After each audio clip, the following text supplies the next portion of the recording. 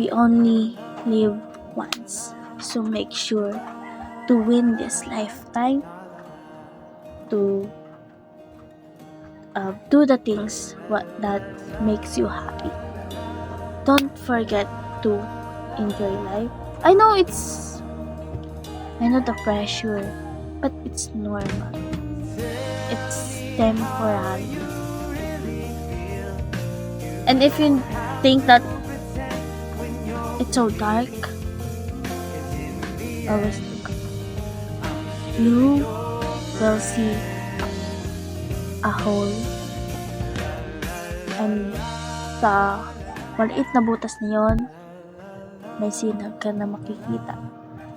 At hanggat may sinag ka na nakikita, keep going. Because maraming tao naniniwala sa'yo. Hindi mo makita, pero promise, madaming tao naniniwala na kaya mo. Siguro, hindi lahat ng tao maniniwala sa'yo. Like, kaya niya ba yan? Kapag may ganyan, patunayan mo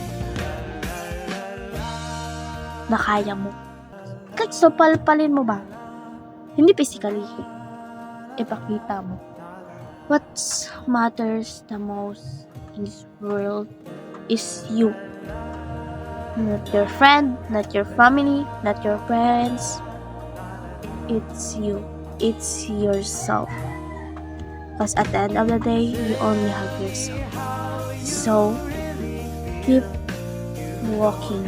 Keep fighting for yourself, for your older self, for your old self, and for your future self. And for your presents. Syempre, kung wala yung presents, wala future. Di ba? So, always remember, kung pakiramdam mo na ikaw lang mag-isa, you have yourself. Kasama mo yung sarili mo.